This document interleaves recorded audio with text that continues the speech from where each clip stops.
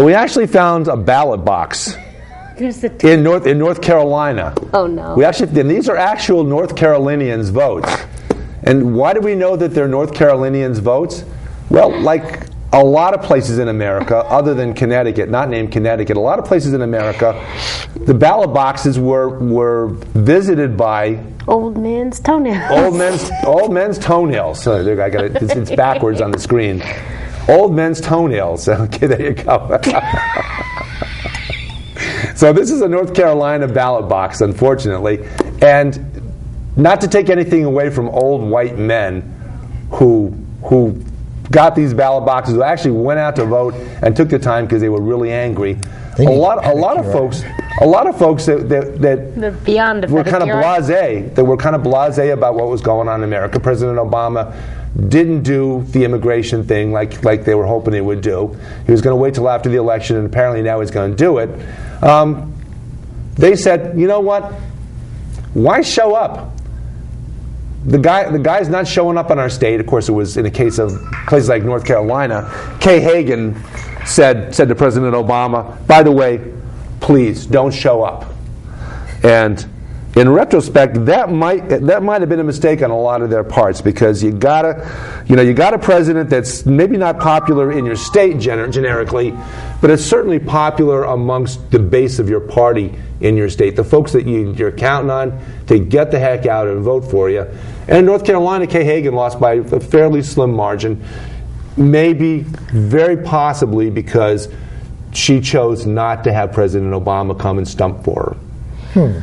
Now, I don't know. Before you get a chance to respond to that, we're going to talk. This is the Thursday noon 30 show, and we're going to be talking about a fellow by the name of Ben Carson, an esteemed doctor, a neurosurgeon. It's such a big word I can't even say it. A neurosurgeon who's done amazing things. He's a brilliant man, and he's butted heads with a president who a lot of us think is a pretty bright guy too. And you have two guys that happen to be bright guys. In passing, I'll say they both happen to be Americans of African descent, because their roots way back when are from somewhere else, somewhere in Africa. I don't know where in Africa, but they're two guys that kind of took. Why are they butting heads? Why are they butting heads? We're going to talk about that, and we're going to try to make some sense of it, because they're two very divergent points of view, and we may not be able to find common ground here, like we always try to do on Progressive Soup, but we're going to examine two gentlemen who took divergent paths, have very divergent views, and look at their different views and compare and contrast. I'm going to let you tell. I know a lot about Ben Carson. You might know more. Oh, Wayne Winsley, our guest. Hi. I know we got a black background, so he kind of blends in a little bit. Wow. But host of the show, Emily Volpintesta. Show's on 3 minutes. What's the Diss in the Dark guy already? Shame on us. Why did you pick Ben Carson? I'm just curious. I chose Ben Carson because I think he's emblematic of a guy whose views contrast greatly from President Obama. Not just because he's black and his views digress from President Obama, but because they're two guys that if they stood side by side, you say to yourself, well, these two guys, they might agree on a lot of stuff. And in fact, they really don't. So, again, host of the show, I believe, Volpintesta, some guy over here that talks a lot, occasionally says something, reacts a little bit. And Wayne Winsley. Wayne, refresh us on who you are, your background, what brought you to this place in time. Okay. My name is Wayne Winsley, and a lot of people know me as a radio DJ. I was a broadcaster in Connecticut for over 20 years. Started off as a rock and roll DJ. Just wanted to play a little Led Zeppelin, give you your 50 minutes of rock and roll every hour, and branched off into talk radio. For that. Yeah. Into talk radio, at a talk show for 10 years. And can you do this? News anchor. How do they? Yeah. What's the rock and roll? Oh, dear. Hey, all right, okay. Anyway, yep. Yeah. The brothers don't really do that, just so you know. Well, apparently, you're not a brother then. although looking at you, I would guess. I would guess. Again, after 2009, I started another career as a motivational speaker. I am a professional speaker. I speak at colleges, high schools, corporate events. Winsley.com. Winsley.com. And what's the name your of next event? And what's the name of your? I am the founder of Brave Enough to Fail, which is my trademark program, and our goal is to bring a message of determination, courage, self-reliance, and entrepreneurship to high school students across the state and across the country as we roll it out, and just invigorate the next generation of great Americans. So I did run for Congress in 2012. Mm-hmm. I ran for the U.S. House of Representatives in the 3rd District of Connecticut. I was proud to hold the Republican banner. I ran against Rosa DeLauro, and I got about 30% of the vote. And which is as much as anybody's ever gotten against Rosa I think DeLauro. the popular thing to say is I did as well as a Republican can do in Connecticut. No, you did actually did a little bit better than most. I think Republicans can do a lot better in Connecticut.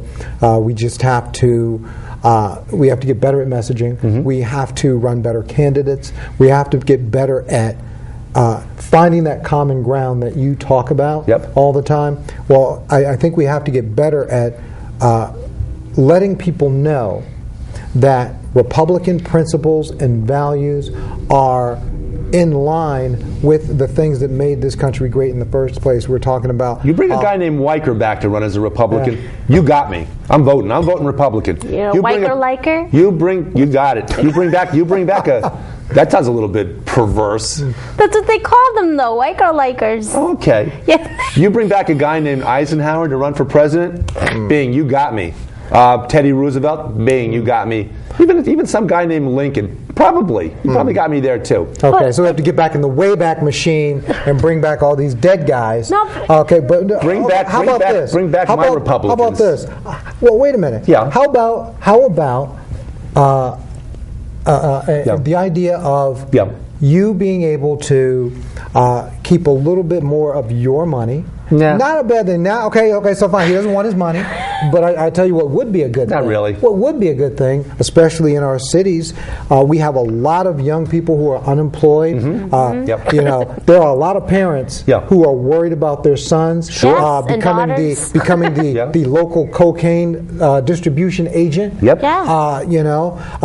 If we had more places that were opening up to do business, some of these very smart, very bright young men and women might find another way to make money. Or if the kid could make $10 an hour instead of $8.75. I'm not even talking about that. That'd be helpful too. I'm not talking about minimum wage. What about a career path? Yeah. Okay. Yeah. Somebody who has been on food stamps for 3 generations may not see any way out for them, but I bet you they'd love their kids to do better. Yeah. They would love for their kids to have an actual future. Why talk about minimum wage jobs? I want my children to actually have good paying jobs so that they can buy a house and raise their children and educate their children. But all boats rise when the minimum wage goes up. Right. No. Everybody else's wages rise too. You know who closes? The small business who has to hire people now more. And you know who's now unemployed? The same black folks that we're trying to help, the same immigrants who are coming here trying to get a job. Yeah. You don't small businesses are doing well in Connecticut. Okay, but in Connecticut? Small businesses are doing quite well in Connecticut. No, I think not where I'm looking at small businesses. I think a lot of people don't want to hire because it is too expensive. We have to get benefits, insurance. But you can't do business without people. You can't run a business without employees. But you can't run a business without employees. True, but you're also not going to open up a business where it is too expensive and too difficult because of all the red tape. You'll take your business elsewhere. You'll take it to South Carolina. You'll take it south of the border. Got a lot of McDonald's here. Yeah. They're not going anywhere. So guess what? What? McDonald's. Yeah. Your job at McDonald's is not meant Right. to sustain a family of 4, so you can have to pay your mortgage and send your kids to school. Right. That's not what it's for. No, it's not meant to But do a that. lot of folks are there for decades. It's not just something for teenagers. Right, unless you're... That's fine. Right. But that's not what it's for. Then fix the economy. That's a career. Well, there's in a world wasn't meant to in a be. world where people eat out, there's going to be a lot of McDonald's, and where there's a lot of McDonald's, course there are there's going to be a McDonald's. lot of McDonald's employees. Maybe if you manage That's or supposed to be own that's a stepping McDonald's. stone job. Yeah, you go to Except for McDonald's those that while have been you're working there for college. 20 years, and a lot of people have been working there a long time. Yeah. And would like to be recognized for their work. So wait. Supporting a family of 4? The way to fix it is to make McDonald's pay them more. Yeah, and make us pay a nickel more for a hamburger. I'll do it. I don't Wouldn't you? I don't think you No. can support a Would- family of 4 No. with a You McDonald's. wouldn't pay a nickel more for a hamburger if that allowed. No, you put it out of my pocket. I'm going to go somewhere else. I'll make it at home. No. Yeah. I don't want a Big Mac that bad. Right, exactly. Seriously? So you go No. somewhere where a McDonald's hamburger is isn't $3 even that good for you. instead of a McDonald's No. for $1.05. Not even that Guess good what? for you Yeah. anyway. You just explained why so many businesses leave the country. Yeah. Because there are a lot of business owners that say that. They say, no, I'm not going to pay that. Yeah? No. No, And McDonald's can open up a franchise, and how are we going to get there from America to buy a McDonald's hamburger? Oh, they can't, right? Oh, no, there's always going to be McDonald's there, but just like there's always going to be poor people. Yeah. Okay. But the way to actually get more people on the path to real success is, number one, you want more people to go from food stamps to full-time employment. There has to be a job for them to go to. right. In order for companies to start moving into Connecticut, perhaps we could make it less expensive for some of those businesses. Perhaps we could make it a little less rigorous to get through all the red tape and make it easier. The states that are growing. What about people that work at McDonald's and say, I like working at McDonald's? Been working at McDonald's. I just wish That's I got called freedom of choice. I just wish I had made enough Then money. guess what? It's not my job to make your pay like what, $15 an hour. Yeah, to at work at McDonald's. McDonald's, That's yeah. choice. That's the beauty of America. Right. Choice. Seattle. Go to Seattle. Starbucks? What? Seattle. Minimum wage in Yeah. Seattle's $12 an hour. The economy's robust there. Huh. There's some different dynamics at work in Seattle. What I'm talking about right here in Connecticut, to help some of the people in some of the cities in Bridgeport, in New Haven, Waterbury, Hartford. There's some places that look almost like war zones. When you look at the businesses that are closed up, Even and the people that are unemployed there, and the house. It's expensive to live in Connecticut. You know what I would do? Hold on. It's expensive to live in Connecticut. But you know what I would do? Buy a house working at McDonald's. Right. Okay, Yeah, I'm working at it's McDonald's. I'm working at McDonald's, and all of a sudden I go from $8.75 an hour to $10.10 an hour. Hey, I got some more money in my pocket. What am I going to do with that money? I'm going to go to McDonald's and have lunch. Maybe they'll go drinking. I'm going to go. I'm going to go. I'm going to go Now to he sounds like Joe's. a Republican. If he has more money in his pocket, he'll put it in the economy. Right, yeah. Oh, wait. Well, that's what happens when you raise the minimum wage. People have more money. People shuffle it back into the economy. And the economy does better. You know what? I want more for my children and for my country than minimum wage jobs. No, yeah, I'm not it's willing true. to settle for that. Yeah, you want to send Why? your kids to school. Educate Why? them. Because you have to respect people's work, no matter what they do. Right. Of course you respect. And reward them. Part of that reward is a living wage. You know what? I respect your decisions, but it is not my place to enrich you for them. No. I tell my kids, you want to get rich in America? Here's how you do it. Educate yourself. Yeah. Prepare yourself to turn out the best possible product or service that you can. Sell it for what the market will bear. Live well, don't hurt anyone. Okay? Right now, my 2 older children have followed that advice. They're going to school. My son right now is working as an admissions counselor at one of our universities. Excellent. Is helping other folks go to school while he's getting his bachelor's degree. He wants more than a minimum wage future. He wants more than a food stamp future. Our children are worth more than that. But if an individual had a choice to be any of a number of careers that involve a 40-hour week, let's say you've got a guy that works in a garage or a gal that works in a garage. Let's say a guy that does, give me some more careers. Like a mechanic, you're saying? Yeah, like a mechanic. That's a profession. Okay. Okay. How about, what are some other jobs? Your local auto mechanic, Yeah. labor is like what, $78, $100 an hour? Yeah. Okay, that's not minimum wage. That's a profession. And my thing is this. Why is flipping burgers not a profession? No. That's a start. That's where you go to learn to work. That's where our young folks go, and they learn a work ethic. No, that's right. where you start. You know what? When you come to America, Yeah. while you're learning the language, while you're getting yourself Right. together, Right. that's so you don't starve. But Right. guess what? The person who comes across shark-infested waters Right. to get here, they didn't come here to work a lifetime at McDonald's. They Right. want something better. So while people This is are where working you For the start. children. So while people are working at McDonald's, it's basically, how did Ayn Rand put it? Tough. You want to not tough. Better yourself. No, not tough. Better yourself. Maybe just You go know to how many? school. There was a time when you walked into a McDonald's. Yeah. There were young people in those jobs. There was high school kids. Yeah, You know what? exactly. That's where you went to learn a Right. work ethic, Yeah. to make your first paycheck. Right. You get prom money. Right. Yep. Okay. Those days are over. The fact that we have older people, Right. that we have adults trying to sustain families on those Right. jobs, that is symptomatic of the fact that we've run off the rails in other areas. That's a symptom of the problem. The solution. Those are folks in that my used to be opinion, factory workers, is I think what you're getting at. Yes, and other things. Right. Yeah. That we have driven out of this country. We've lost our You know, factory. I mean, okay. Lost our factories. Let's and then let's take it Partly away because of what we've done, but also partly because let's of take it away from what they've done in ideology. other countries. But take it away All from right. ideology for just a second. This is not a Republican or a Democrat thing. Right. But make it an American thing for a second.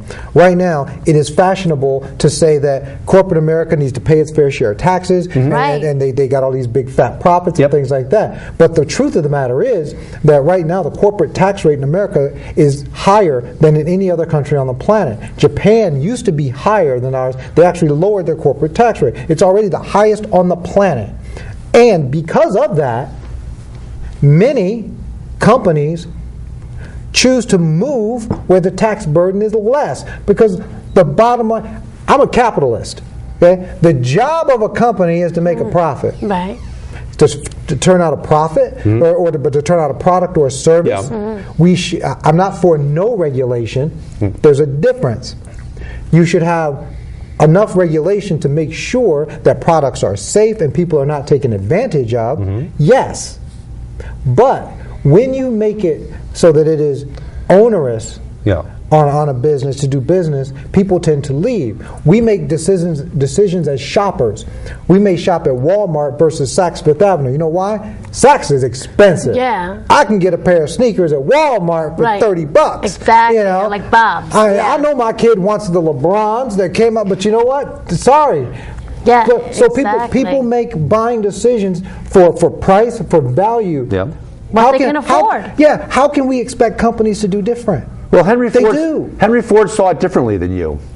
He saw it, his opinion, of course this is after he sent his goons out to try to destroy the unions and kill all of them. Once he saw that he wasn't going to win that battle in America, was kind of, the Communist Party in America was starting to percolate up a little bit, Henry Ford decided that, I probably need to pay my employees a salary that will allow them to buy a Ford. And that is where America's middle class rose up. Not through the Communist Party. The Communist Party would have been a big thing in America, but thankfully, people that ran companies said, well, we don't want that. Now, how do we stop that from happening? Well, we better pay our employees a fair wage. So the guy that works on the assembly line at Ford can buy a Ford. So that the person that works at McDonald's is making enough money so that if they want to die of cholesterol poisoning, they can eat at McDonald's constantly. People that work at McDonald's can't afford to eat at McDonald's because the salaries are so small. They can't afford a modest roof over their heads. They can't afford transportation to and from work. They've got to work more than 40 hours a week. And my opinion, not the opinion of Comcast or anybody else, that is just plain immoral. People go to work work a 40-hour week, two adults in a family working 40-hour week, they should be rewarded with at least enough money to have a reasonable, very modest roof over their heads, to have food on their table for their kids and for themselves, and they should have enough money to have at least have transportation to and from work. That's not the case in America right now. You have a lot of people that are working over 40 hours a week, and they can't afford that. Yes, they can't afford health insurance. Yeah, there's a recent article in the paper that about 25% of the people, the families in Connecticut, are struggling financially. Yeah. I know nationwide. I know financial struggle. I am not a rich guy. Right. However, there is a difference between working for a living wage, okay, in an environment that is that's supposed to pay you that. Yeah. And working if you're the guy that works delivering newspapers, okay, and you used to be a kid on his bicycle, okay, for those archaic people that still get their actual newspaper delivered. I did that once. But I did too. When I was a little kid. But here's the thing, that job is not designed to pay you $50,000 a year. Right. It's never going to. Yeah. Right. It's just not. McDonald's. Not working McDonald's. Unless you're in management, you're not going to make $50,000 a year. It can't be done. They got a little trick at McDonald's I've heard about recently, where they rather than pay people overtime, they make them managers. Now for a salary, they can work them 40, 50, 60, 70 hours a week and say, hey, well, you're a manager. That's why when you go on, that's why you see all these ads in the paper for McDonald's hiring managers. So why not? Okay, when I speak at high schools and colleges, folks, I am not telling your children to be brave enough to follow their dreams so they could work at Chick-fil-A and McDonald's and Burger King. That's not what I'm telling your children. I tell children to follow that dream that's in their heart. They can do whatever they wish, and their education is the launch pad for their success. That's how they prepare themselves to do what it is that they want to do. What if they like working McDonald's? What if they want to McDonald's? Then work at McDonald's. But shouldn't they be compensated fairly? No. Well, work until they become a manager then. No, you choose to work at McDonald's. Don't come crying to me that you don't make $50,000. Right, exactly. No, it's or true. 20. Or 15. No, I'm sorry. No, okay. I agree. So we want to spend a little time in the show, and we sort of digressed off the intended topic. So we got this guy. We've got these two gentlemen. We've got at opposite ends, not exactly opposite ends of the political spectrum, probably, but pretty far apart. Okay. We've got Dr. Ben Carson, and we've got President Barack Obama.